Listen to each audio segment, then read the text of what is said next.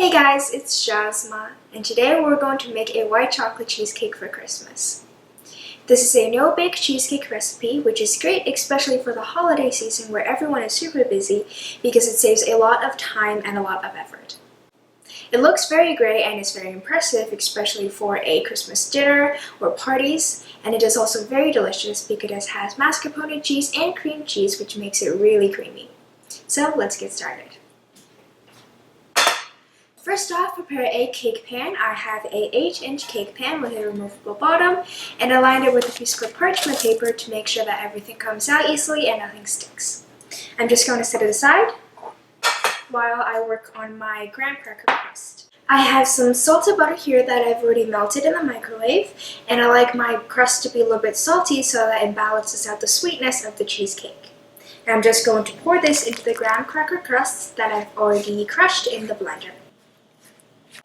Alright, everything is mixed through, so I'm going to pour it into the cake pan. Spread it out evenly. Then I'm going to press it down using a measuring cup. You could also use a spoon or your hands or a bottom of a cup. I like to use this because it's nice and flat and it has a handle. So I'm going to press everything down nice and packed so that the crust doesn't fall apart. And also try to make it as even as possible. Alright, everything is nice and packed and even. Now I'm going to place this into the fridge for it to chill. Since this is a no-bake cheesecake, we need something to stabilize it. So I'm using gelatin powder. We need to activate it by adding water to it. This is called blooming the gelatin. Mix it together until it's nice and combined. You will notice that it starts to thicken. This is the gelatin activated. So now I'm just going to set it aside. Turn the heat up to medium. Over the stove, you want a little saucepan, and to that, I'm going to add in my cream. This is heavy cream, and the white granulated sugar. Give that a little stir.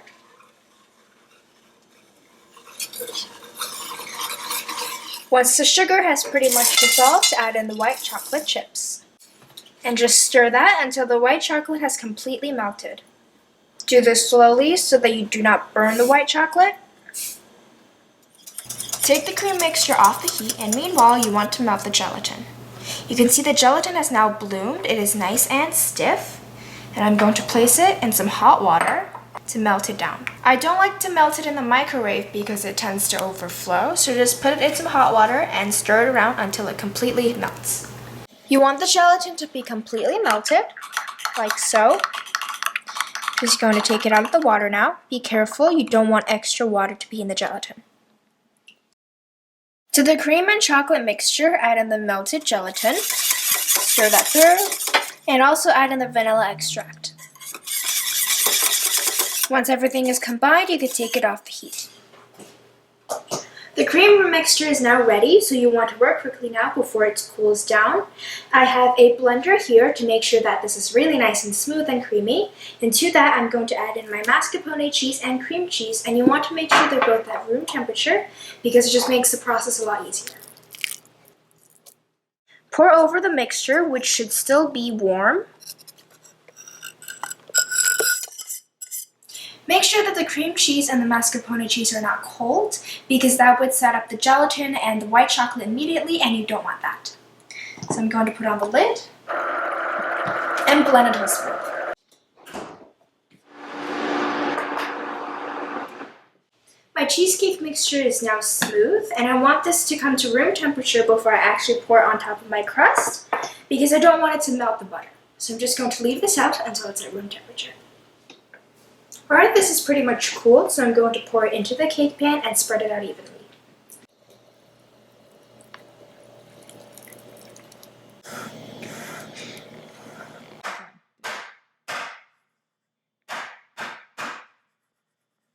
Tap it on the counter to get rid of any extra air bubbles, and then just smooth out the top. It should still be quite runny, so you would be able to flatten it really easily. Alright, this is now nice and flat, and we got rid of any extra air bubbles. So I'm going to cover it with a layer of plastic wrap and then place it into the fridge for it to chill for at least 6 hours, or I prefer to chill overnight so that it's really nice and set. Before we take the cheesecake out of the fridge, I'm going to really quickly show you how to make frosted raspberries and rosemary to top the cake. Now this is super simple to make. You only need 2 ingredients, egg white and granulated sugar, and this is just going to give a really wintry and festive look to our cheesecake. We're going to coat the raspberries and the rosemary with the egg white and then roll it in the sugar, and this is just going to give it a really nice and frosted look. I like to use a chopstick to hold up my raspberry so that my fingers don't get in the way and I can cover the entire thing with the egg white. I'm going to use a little pastry brush, and you want to be gentle when it comes to a raspberry because you don't want to damage it. Just get a nice thin layer. If you do not add the egg whites onto the raspberries and just coat the sugar with it, then it's going to allow the raspberries to release its juices on top of the cheesecake, and over time it'll create a watery mess. So the egg whites dry over time, and if you apply sugar on top of that, it's going to create a shell over top of the raspberries so that it actually lasts a long time. Done, just take it out, set it on a silicone mat until it is completely dried. The exact same with the rosemary, and then sprinkle on the sugar. Shake off any excess and then place it onto the tray to dry.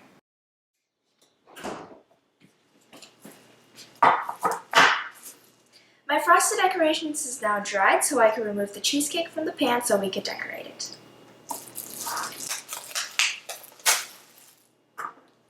I'm going to push it down on a cup. Since it's a removable bottom, it'll come down quite easily.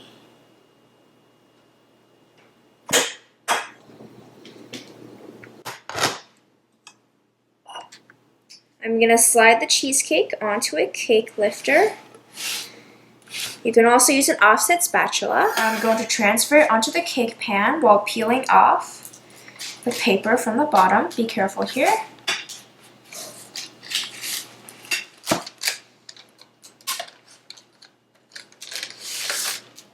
Clean up the sides a little bit with a butter knife if you need to. The cake is transferred, so now you can just arrange the toppings onto the cheesecake however you want.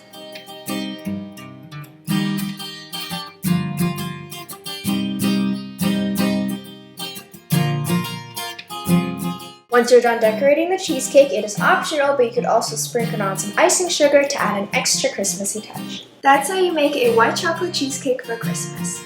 You can see this is super impressive, it looks great, and the best part is you can make it ahead of time, store it in the fridge until you need to eat it, throw on some toppings, and it's ready to go.